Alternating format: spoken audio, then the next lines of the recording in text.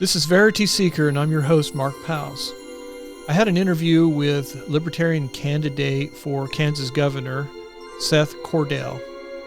Regardless of what party affiliation or ideology you belong to, you want to hear this interview. Seth Cordell is running for governor of the state of Kansas, and we've invited him in with Verity Seeker to answer some questions. We're going to find out what Seth would be like as governor. And so we're just going to shoot a bunch of questions at Seth. And Seth, thank you very much for doing this with us.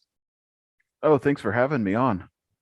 Yeah, it's hard to get people, especially, running for governor of the state of Kansas. That's a very important position. I think it's a difficult task getting candidates to actually answer these tough questions. And the questions that I have are very relevant to the position. And so I admire you for doing this. It doesn't happen every day. Now, my first question is, who is Seth Cordell? Can you talk about yourself? Oh, there's so many different aspects to that, but I guess when it really comes down to it, the things that define me the most is I'm a small town guy. I'm a chiropractor. My wife and I are both chiropractors. I'm an entrepreneur. My wife and I, we own our own practice, and I think that really defines me quite a bit. I like to do things my own way. And as far as hobbies, my wife and I have a 4-acre homestead that I'm trying to develop, and strongman is a big part of my life. I believe in being physically active, and so I really enjoy doing that. So, okay, yeah, I didn't know you were a chiropractor or your wife as well. So I'm glad you covered that. That's interesting. You are a business owner. Yes. Okay. So I've seen firsthand the rules, regulations, ridiculousness of dealing with owning a business, especially one that's healthcare related, and all of the hoops that we have to jump through. So, right.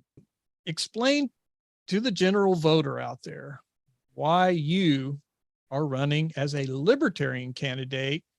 What is it about the Libertarian Party that attracted you over the Democrat Party or the Republican Party, or factions, as I like to refer to them? yeah, early in life, I was a diehard Republican. I bought hook, line, and sinker that the Republican Party stood for small government, and they stood for the little man, and all of that, which come to find out is not true at all. And so I got very disillusioned with politics in general. Didn't have any care for it, didn't want to get involved in it. And then the Gary Johnson for President campaign was when I switched my registration over to Libertarian and realized that this is a party that actually stands for the individual and the individual's rights. So that's the main reason that I switched my party affiliation over to Libertarian. And then, when I decided to run for governor, it was actually, I was a debate and forensics teacher for a couple of years right when I graduated from chiropractic school. Our practice was still small. I had some time. And so I was working with my debate kids. And the more I kept telling them, debate is great, but you have to do something. And we would start talking about ideas. And that was when I realized that I needed to be more active and try to do something. So that was when I decided to run for governor.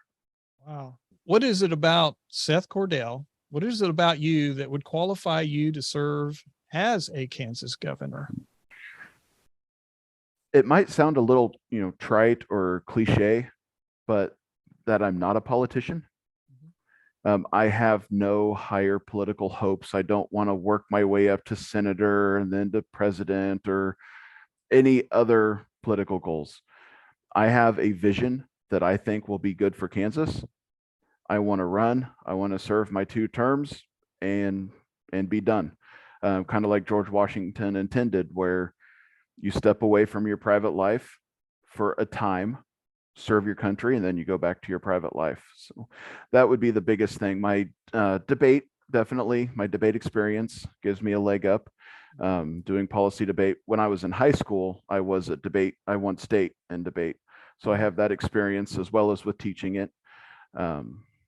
Being an entrepreneur, small business owner, I know, as I stated earlier, all of the hoops you have to jump through, how difficult it is to try to start a business in the state with all the regulations and laws and taxes and all of that kind of stuff. So a lot of real world experience, combined with not wanting or any desire to be a politician, I think qualifies me. Okay. Your lieutenant governor pick, Evan Gaines of Hutchinson, Kansas. If something were to happen to the governor, of course, the lieutenant governor acts as your right-hand man, basically. If something were to happen to you, or you were incapacitated, the lieutenant governor has to slide into your position. Why did you pick Evan Gaines? Sorry. So Evan, I've known Evan. Well, I've known Evan for all of his life. He is a dear friend, and while he is young and inexperienced, he's not naive.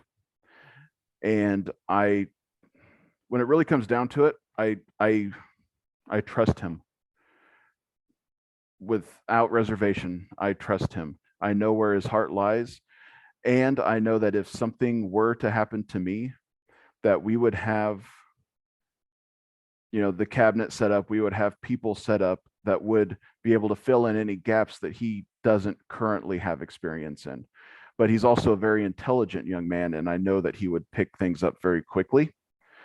So a combination of his intelligence, I believe that he has a good heart, and I trust him implicitly. Those are the reasons that I chose him. And as lieutenant governor, he would probably be learning quite a bit, being part of the executive branch of this governor. Yes, government. We both would be learning quite a bit. With me not having that political experience, never having worked on the Hill, I would also be learning very much as we go through it. Yeah. And we're gonna go back in history here. Did Governor Laura Kelly obey her oath of office? These are constitutionally based questions, it's important. Did Governor Laura Kelly obey her oath of office to the Kansas Constitution, or breach the enumerated power of her office, or deceive the Kansas legislature by issuing an emergency disaster declaration per the, so on and so forth in 2020? Yes. Okay. Did she interchange implied emergency to replace the repeated term disaster? Okay, I'm saying this real slow, to trick the Kansas legislature into sharing unconstitutional legislative powers to the executive branch of this government? Oh, most definitely. And that's something that I learned in debate, and that I drilled into my students when I was teaching it. The power of the words that we choose. And a lot of people don't recognize that simply switching those 2 words around made people believe that she had the authority to do what she did, when in fact she had no constitutional powers to do so. Okay, wow. What would have been your reaction as governor to the so-called pandemic in 2020? So a cornerstone of my belief and of the Libertarian Party is that the government has no right to interfere with private business. My personal response, for one, there would have been no lockdowns. There would not have been mask mandates put out by the government onto businesses. If a business chooses to have a mask mandate, then that's up to that private business. But there would have been no orders coming from the governor's office.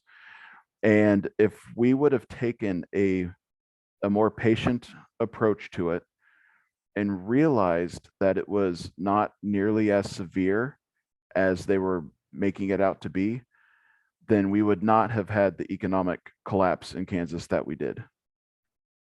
Constitutionally speaking, does our Kansas legislature actually have a power that allows this branch to share a power to the executive branch like what we saw in 2020 to 2021? No, and that was such a terrible example of scapegoating. The legislature didn't have the courage to come out and make a call, so they gave their power to Kelly so she could make the call and take the fall for it.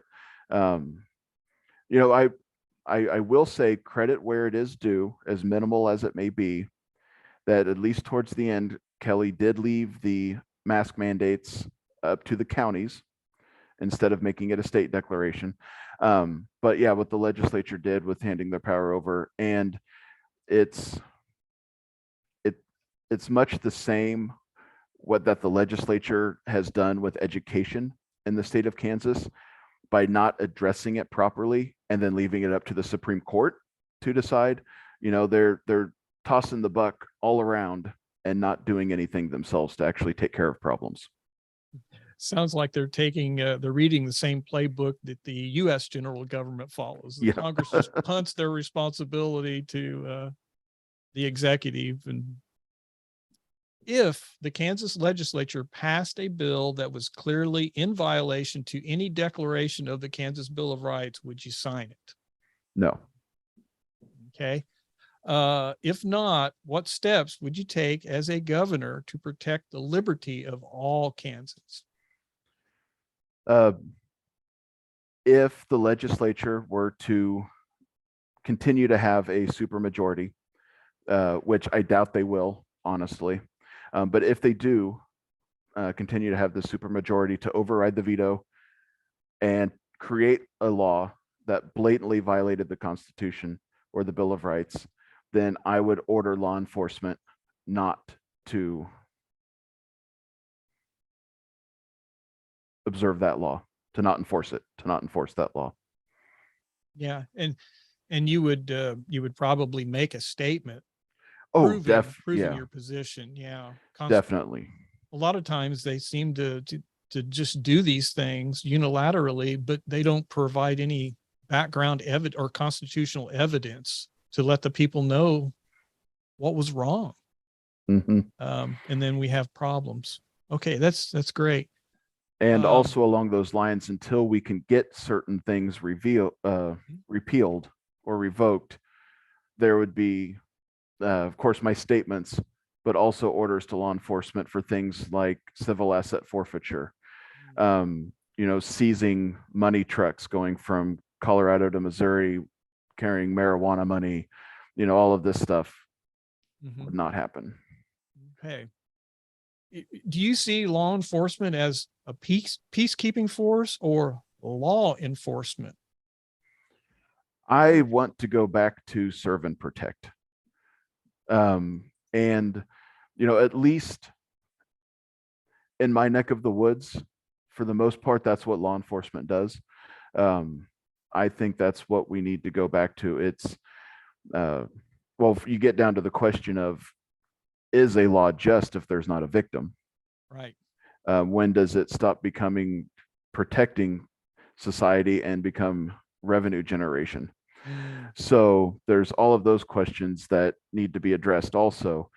So yeah, I don't hear talk like that very often. No. No. Very good. Per Article 3 of the Kansas Constitution, does the Kansas Supreme Court have a ruling power over the state's legislature or the governor? When it comes to the constitutionality of a law, the Supreme Court, you know, is the final say there. I do not believe that applies to, as I brought up earlier, areas such as schooling, where they were just kind of passed the buck to take care of that. But when it comes to the constitutionality of laws, They are the final say, but they don't have authority to tell the legislature or the governor what to do. But then retroactively, they can then examine whether or not it was constitutional. But no, they don't have any authority over the legislature or the governor. So they can actually present an opinion to the governor or actually, I should say the legislature, and say, look, we think this is unconstitutional. Maybe you need to re-examine this. And sometimes they just make stuff up. I've noticed they just make it up, and they'll put the word Constitution in there, and then you'll read the Constitution. You'll go, I don't see it anywhere. And then legislature just kind of folds and goes along with it. And then the attorneys come in and play havoc on the government. Yeah, they're free to give a recommendation, but yes, they don't have the actual authority to shut down something going through the legislature. Okay. Past governors and the legislature has pretty much allowed the Kansas Supreme Court to exercise a judicial authority over the legislature, legislative body on matters of education, which you mentioned earlier, and the abortion issue, and effectively used often by sitting governors as a political tool against the representative body of the Kansas legislature. As a governor, how will you handle the judicial branch of the Kansas government if elected, so it functions within its enumerated powers? I hope that question made sense. It's just that we've got, we have governors that become activists basically, and they use the judicial branch unconstitutionally. And then they use their so-called power over the legislative branch. So we have all these things going on, but let's say you are now the governor. How would you handle the judicial branch when these types of things happen? Now it appears to me that you would not use it no for personal gain or political gain already. I can tell that by just asking a few questions. Yeah, I would definitely not use it for my own gain. And if it got to a point, which it probably will, then it would be a matter of reminding everyone what their prescribed roles are within the government, making sure that the legislature cannot be intimidated by the Supreme Court with what they put through, reminding the court that everyone's entitled to an opinion, but you cannot intimidate the legislature. And unfortunately, one of the sad realities of politics is there will always be groups within that do their own thing to try to work. And all I can do there is use my position and my voice to fight that as much as possible, unless there is a gross overreach, which of course then I can get involved further. But okay, when we say individual rights, we mean every individual's rights. Those rights are life, liberty, and property. And it doesn't matter what group you belong to. So when we say that we are for minority rights, there is no minority smaller than the individual. So if I want every single individual to have the same rights, it applies to everyone and not a single group. And that's where a lot of people get lost in the two-party game, is they buy into this, oh, well, my party is going to protect my rights, and I don't care what happens to those other guys. And so that side gets some rights stripped away. Well, then the other guys take over and they strip some rights away from the other guys, and their side thinks it's okay.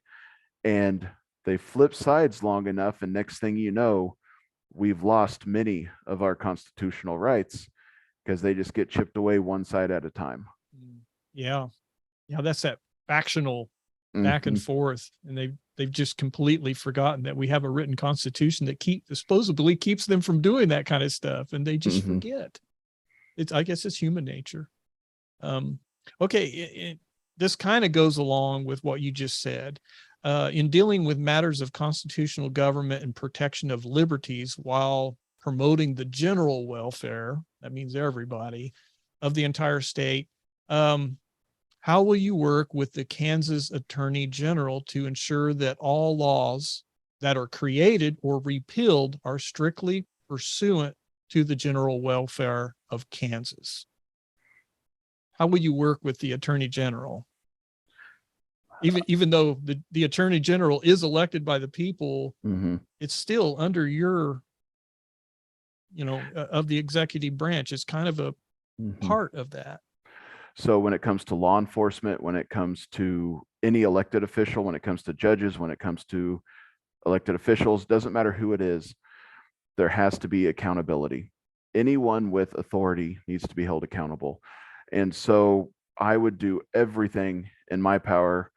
Of course, I would love to be able to work with the Attorney General if they're willing to work with me. If not, I'll do it on my own to make sure that any and all laws are enforced equally among all people, and that we get all the unconstitutional laws, which would be most of them, off of the books.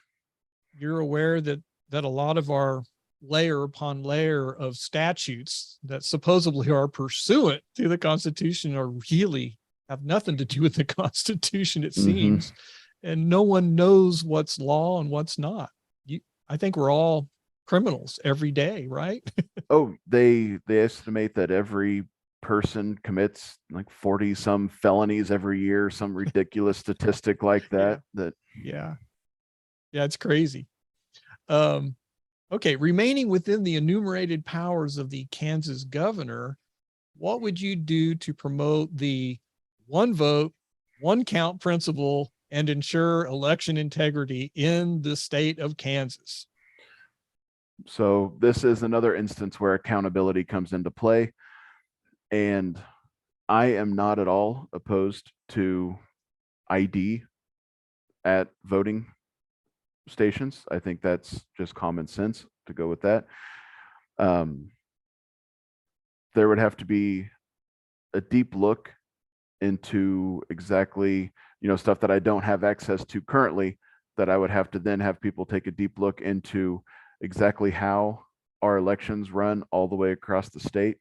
There's so much variety between places that have all electronic. In Rice County, where I recently voted, they had, I think, 2 computers set up at the polling station, and if they were full, you got a paper ballot. So it was a weird combination. There needs to be some kind of a standardization when it comes to elections to make sure that everything is done fairly. What will you do to promote the restoration of a free market system in the state of Kansas? So my first platform that I'm running on is called Free Market Food. And that deals largely with eliminating many of the regulations in the food processing industry, food preparation, food processing, food sale. A lot of people don't realize that not only is Kansas the #1 exporter of food, but we're also, I believe, #1 importer of food. We grow everything here, then we ship it out of state to get processed, and then it comes back. Well, the reason that happens is the regulations in the food industry are so immense that only a few large companies can actually afford to keep up with the regulations. And that's why we had the food shortages that we did during the pandemic. And so we have to eliminate the regulations, not all, we have to eliminate many of the regulations in the food industry, and that will bring more equality. It'll allow more people to enter the market, allow more competition, lower prices, shorten the food supply chain so we don't have the shortages that we had. And you can apply that same principle to just about any industry, where the large ones survive because they can afford to follow all of the rules that they're forced to follow. Yeah, they're obviously going to survive and actually prosper during this, for the most part, while the small business owners are going to collapse. Yep. So somehow Walmart was essential, but the mom and pop on the corner wasn't. McDonald's was essential, but your local cafe wasn't. What kinds of actions will you support in our state's legislature to create a prosperous, or actually an environment within the boundaries of promoting the general welfare of our state? What kind of environment or climate would you want our government to create so businesses can flourish of all sizes? So again, a lot of it comes down to taxes and regulation that businesses have to follow, that businesses have to pay, that keep them from either starting in the first place or being successful long term.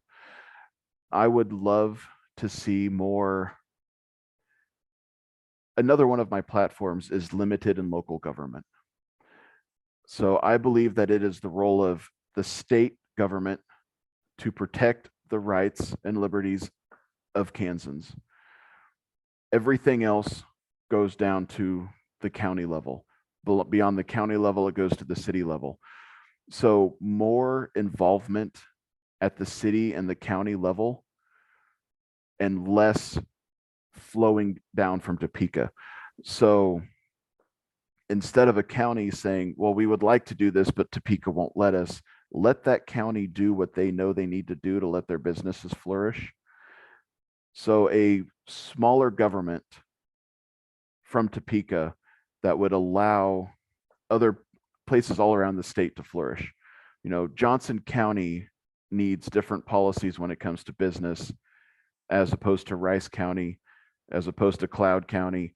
You know, there's not, it's impossible for Topeka to come up with a system that would allow everyone to prosper. So we need to kind of shift the paradigm where instead of people look to Topeka for all of the answers, they look to their county commissioners and their city councilmen and women, that they need to look to them. And then people need to get involved at those levels. If people are tired with the regulations and the laws that they have, town that I live right near recently passed an ordinance where you cannot park your vehicle on your own grass. Really? And they did it in the name of property value and cleanliness.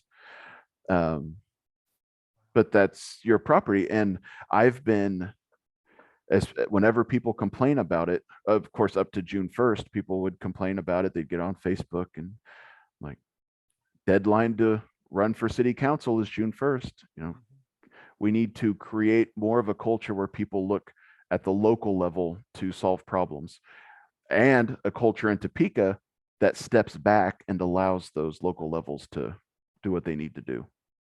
What is your opinion of the taxation on our homes and our business use properties? Business use properties, if you have a commercial use building and you've paid for it, or you've built it with your own money and you've paid the sales tax for the materials and all that kind of stuff, for the rest of your existence, as long as you own that building, you're paying 25% of the mill. And if you're into agriculture and you have property and you're growing crops to make a living, you're taxed at about 33% of the mill. What's your opinion? I know as a governor, you can't really legislate, but what's your opinion on that? The way I like to word it to people is, do you really actually own something if the government can take it if you don't pay them every year? Okay. And I think that answer is no. You buy something, but you're really just leasing it from the government, because if you don't pay your taxes, you better believe they're going to take it. And I think that is, I don't want to get your video deleted from YouTube if I told you what I truly think of that. Do So your best. Yeah. I believe that any source of income by the state through taxation should come through voluntary means. And that would be the sales tax on non-essential items. I'm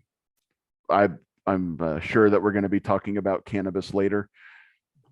Legalization of cannabis with a reasonable tax on that. All of the other economic booms that will come from that legalization. The only way that you can ethically tax somebody is off of a voluntary transaction on a non-essential item, in my opinion. The government needs to think and act more like a business and not as a government where we can take what we want and need. I have the same philosophy towards schools. They need to think more like a business and less like a public school system that, you are dependent upon the state for all of your revenue to come in. And I believe that if the government and schools acted more like businesses, everyone would be more successful. Yeah. They have to work for the funding instead of just having it flow in because they said so, right? Yep, exactly. Yeah. Because, the property taxation it seems like theft to me. It is. And of course, they say, well, you have to support the government. You need a government, and this is the way we're going to do it. Well, I guess technically it's probably more along the lines of extortion. Pay me or else. Yes, I agree with that. Do public schools really need to be funded at the rate we see now? At the rate we see now, no. I have not seen a single fact, statistic, anything that shows providing every student with an iPad increases. Let me back up a little bit.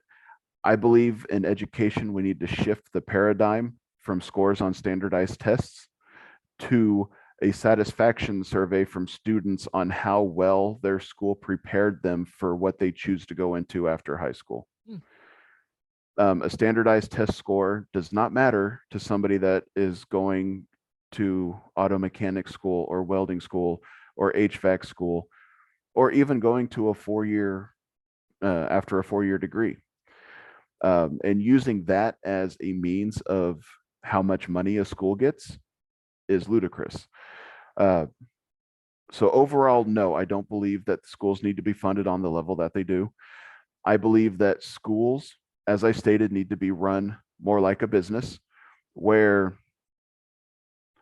let's say, all of the schools in this area at least normally they have some kind of a FFA program, automotive program, metal shop, that kind of those kind of programs, usually some type of they call it FACS now, family and consumer sciences class, where they learn kitchen, sewing, that kind of stuff. Why not use those programs to help fund the schools? If you have an automotive repair course at your school, open an auto repair shop. One thing that I will say, because one thing that's brought up a lot is how much less private schools cost per student to fund than public schools. I believe that by their very nature, a public school will always need more funding than a private school, because a public school cannot deny access to a student. So therefore, they have much more high needs students, students that require a lot more. So they're always, just by nature, going to require more money than a private school. That being said, I believe in school choice, and I believe there's something coming up in the next year or two that will allow a lot more freedom when it comes to school choice. A voucher system, I would have to look at the specifics of it.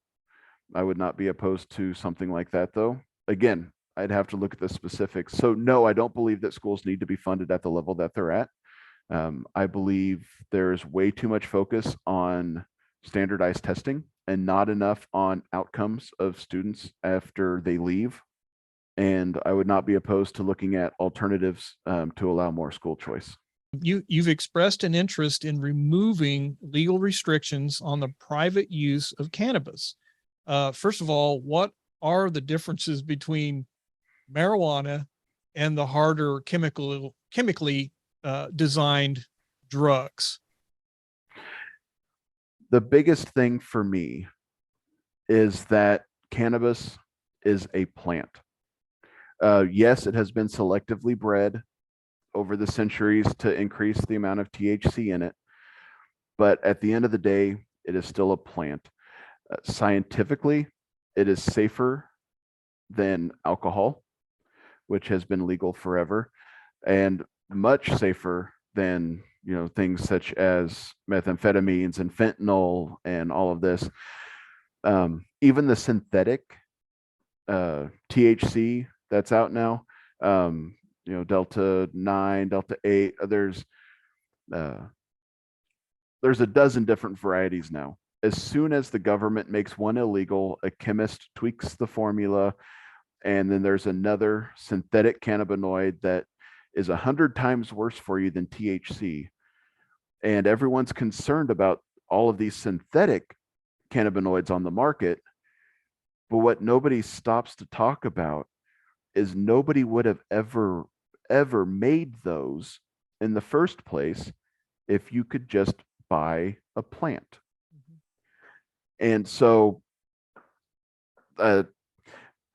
there's also a lot of talk about marijuana being a gateway drug. That's what growing up in the 80s, that was the big thing. Marijuana is a gateway drug. And from the people that I've talked to that are much more knowledgeable in this field than me, in addition to talking to a lot of people that I know that partake in cannabis, the only way that cannabis is a gateway drug is that you have to go to a drug dealer to buy it. Drug dealers, not saying they're good, but they are very good business people. And if you are selling weed and you make $5, and I'm just not even going to throw out numbers and amounts because I'd be making up numbers. If you make $5 every time you sell some weed, but you make $10 every time you sell some cocaine, and you make $20 every time you sell meth, and if somebody comes to you to buy weed, what are you going to try to sell them? So the only reason that marijuana, I believe, is a gateway drug is that you have to go to a drug dealer to get it. You look at states that have legalized recreational cannabis, hard drug use has gone down, prescription narcotic use has gone down. And so to say that marijuana is a gateway drug does not work anymore. There's just nothing to back that up. So it's much safer for you than any other hard drug, and even safer than alcohol. If you want to look at it from the natural approach, like I said, it's a plant. Even alcohol has to be fermented, has to be processed grains. So I don't see any reason whatsoever why cannabis is illegal. Yeah. When I made a post on my Facebook about legalization of cannabis, the first comment that somebody put up there was, "Oh, looks like a doper." Yeah. It's been demonized in mainstream. Actually, it's been demonized for many, many decades, and there are other reasons why that may have happened, because there are so many products that you can make out of cannabis. Oh, yes. Not just as a recreational use, but actual products. And I try to make sure to put that out there to people, especially the ones on the far right that are worried about dopers, that beyond cannabis itself, there's, of course, rope, there's oils, there's, you can make plastics then out of the oils, the fibers, you can make hempcrete. It could revolutionize the building industry. In Kansas, with all of our great farmland, we could be a nationwide leader in hemp, have hemp production facilities, hemp scientists come and learn how to use this plant and turn Kansas into a powerhouse economically. Yeah, even if nobody were to smoke it. Exactly. As a Kansas governor, how will you protect all Kansans from the constitutional overreach of power and jurisdiction in the U.S. general government? This is important for a governor of a state. We currently have 3 Kansas residents in prison because the Attorney General failed to enforce the Second Amendment Protection Act. and federal agents arrested 3 individuals over a trigger. Um, enforcement of that Second Amendment Protection Act. There's another piece of legislation that it's not a libertarian group, but we support it. It's called Defend the Guard. I don't know if you have heard of Defend the Guard. Yes. Yeah. Okay. So I am a big proponent of Defend the Guard, and I am the only candidate for governor that has openly endorsed Defend the Guard. And for anyone listening that doesn't know, Defend the Guard is legislation that would prevent the federal government, the president, or even the governor of Kansas from deploying Kansas Guard troops to combat areas without an official declaration of war from US Congress. So it's going to keep our Guard people in Kansas out of combat zones unless there's an official declaration of war. And I'm a huge supporter of that as well, because that's one place where the federal government also overreaches constantly.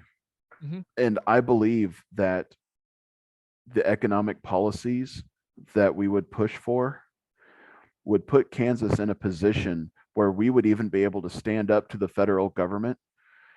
Because so as we were talking about cannabis, and as I'm going to talk about the legal drinking age, one thing that I thought about mentioning at the very, very beginning of this, something that has really shaped my life and my viewpoint and my understanding, is that I am a recovered alcoholic. So know that none of that what I'm saying is for personal gain or benefit. But it has taught me, the elimination of ego, the empathy, all of that stuff. I don't think it's right that the federal government has coerced the states into lowering or raising the drinking age and the smoking age to 18. Does that mean that I think every 18-year-old should go out and start drinking and smoking? No. But I believe that at 18, if you're adult enough to sign up for the military and go overseas, you're adult enough to make a decision to drink or to smoke. And a lot of people don't even realize how the federal government coerced the states into raising the drinking age to 21, is that unless they did, they cut off 10% of your highway funding. Yeah. So if we can make Kansas economically viable and make us an economic powerhouse, we would be able to stand up to the federal government where they wouldn't be able to coerce us. Defend the Guard is another example where the biggest blowback that we have heard from people trying to get Defend the Guard through is they're scared that the federal government would cut off our Guard funding. Mm-hmm. If we told them that they couldn't use us as a private army. We wouldn't have to worry about that if we were economically able to better support ourselves. So that's where economic success leads to even more freedom, that we would be able to say no to the federal government when they threaten to take away our stuff. Yeah, that's great. It's that federal money, isn't it? Uh-huh. As a Kansas governor, how will you protect our city and county governments from the infiltration of United Nations Agenda 2030? There's 17 very lofty goals put forward. What I haven't seen is much of a plan. So what their plan is basically just to bully. There's no clear outline as far as this is how we're going to successfully implement all of this stuff and make it work. It's, we want this done by this date, and if you don't do it, well, who knows what the end result will be. So part of me wants to say that I believe that's just theater. But yet we are seeing a big push in the United States for everyone to go buy an electric car, even though our grid can't support the ones that are already there. There's even talking to some of the farmers in the area that they've had people telling them, oh yeah, we want to get all farm equipment electric. You try convincing a farmer that needs to be in the field for 30 straight hours during harvest to go to an electric combine. Then, there's no feasible plan that has been put out as far as how they're going to achieve any of this. Um, so that's a tough question. Protecting the cities and counties from this ambiguous threat that's out there. And it's just something that as time goes on, we're going to have to read and see what the federal government is trying to push downhill from the UN and trying to get the states to do, and attack those things as we see them come. Will you promote sanctuary cities in Kansas if elected governor? I would never force a city to become a sanctuary city. But one of the things with limited and local government is that if a city decides to become a sanctuary city, I believe they would have the right to do so. I was just talking about immigration the other day with somebody, and it's something that I would definitely have to look more into once I'm in office, what I'm able to do, what the state of Kansas would be able to do to ease the process of immigrants becoming citizens or getting their visas so that they can work, not being on the border. There's that degree of separation, but I know a lot of people that are illegal immigrants. And a couple of things that I want to point out on that for people that are listening is that most people that are here illegally are still contributing. I am not saying that I support them being here illegally. I wish there was a way that they could get their citizenship, but they pay their taxes and they work hard and they contribute to society. And I would love to find a way to help them be here legally so that they can not be afraid of getting deported because they go seeking citizenship. That's the number one reason that the people that I know aren't worried, don't get their citizenship, is they're worried about being deported. Secondly, the cost and the time and the red tape that it takes to get through that system is it's insane how much work people have to do. So I would never force a city to become a sanctuary city. But if a city wanted to become one, they would be able to do so. I wouldn't fight them. Does the U.S. general government have the authority, the constitutional authority and jurisdiction to interfere in the internal affairs of the state of Kansas or any state? Okay. Will you defend the Kansas Second Amendment Protection Act and protect Kansans from federal agents if they attempt to enforce federal gun laws upon any citizen or business owner within the Kansas border? I think you answered that question. 100%. Yep. Okay, good.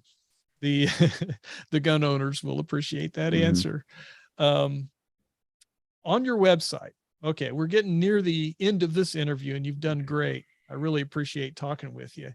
On your website, you make the statement, as a state, we need to look deeper into our shortcomings and find practical solutions. We need to acknowledge the draconian systems of the past that have not worked to solve the underlying issues that lead to the societal problems.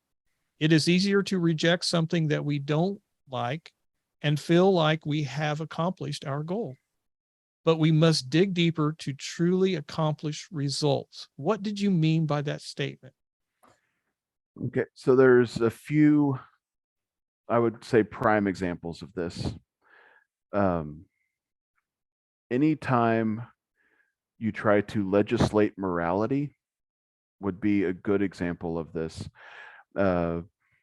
Let's take drug use for an example.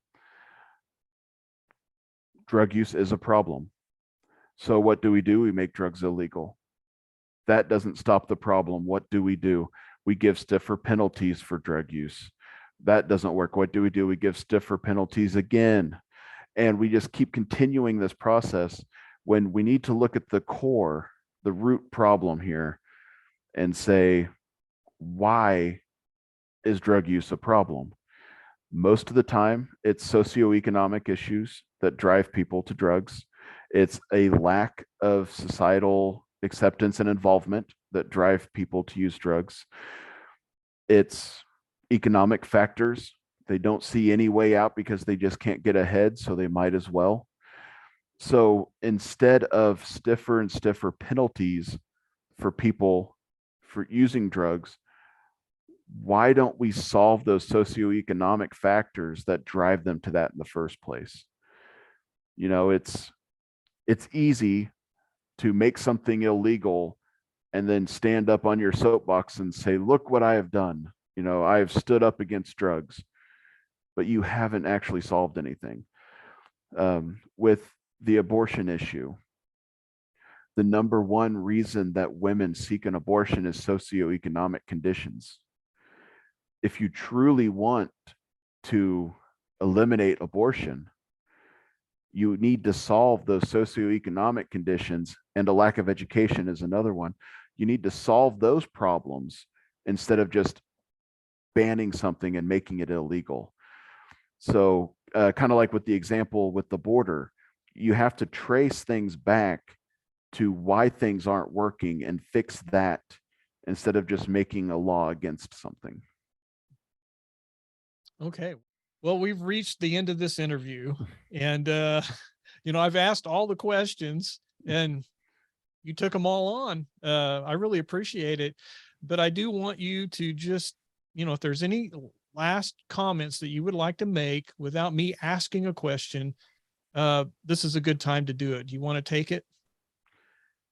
Thank you. So if you have any other questions about my platforms, what I believe, what I stand for, Cordell for Kansas is the website, Cordell, FOR, Kansas.com.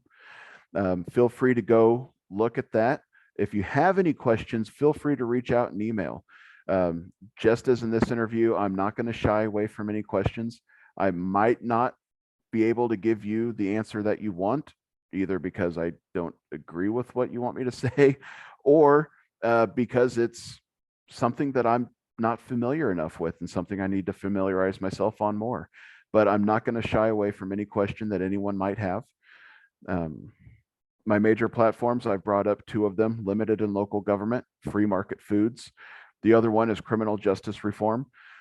As I stated with talking about the quote from my website, when it comes to drugs, one thing that my criminal justice reform, what we would do is any personal use drug possession would be a misdemeanor that would never result in jail time. When I talk to people that are suffering an addiction, and I know a lot of people just because of who I am, big reason people don't seek help sooner is they're afraid they're going to go to jail. They're afraid they're going to lose their kids because of that draconian system that we currently have. So we need to give people a way that they can feel free to seek the help that they need. It's going to save millions of dollars keeping people out of jail.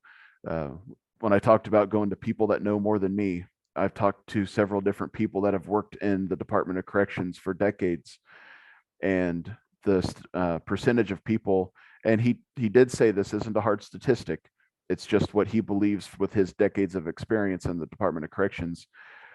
75% of people in the corrections system in Kansas today are there for nonviolent drug offenses.